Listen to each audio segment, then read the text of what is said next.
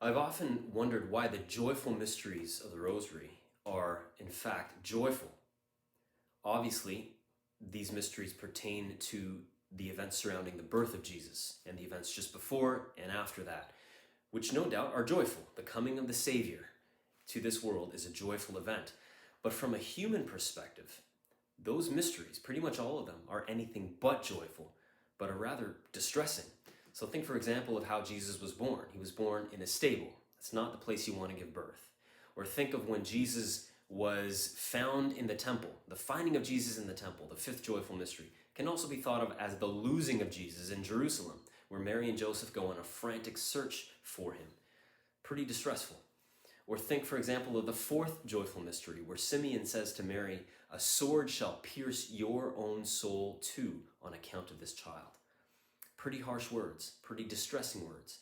So the reason why the joyful mysteries are joyful is not because the lives of Mary and Joseph were perfect.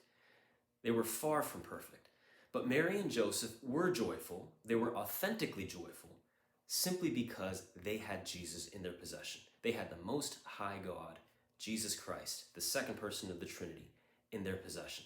And as Christians, we are also meant to be joyful people, but every once in a while we need to take a moment to remind ourselves why we're joyful people.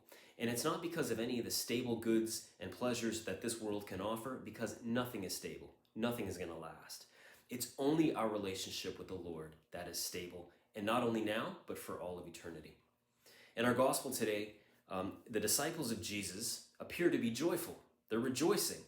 They're coming back to Jesus from their first mission, and they're reporting about all the great things that they were able to do, casting out demons at the snap of a finger, healing all sorts of people.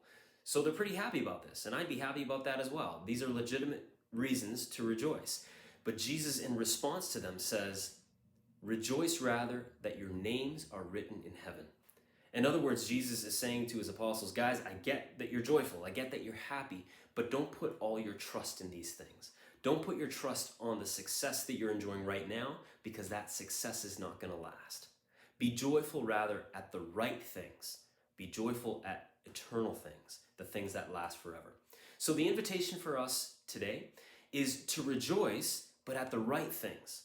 So for example, the next time you go to Mass or are sitting in adoration before Christ in the Blessed Sacrament, just take a moment to remind yourself of whose presence you are in, the Most High God, and how He is the cause of all of your joy.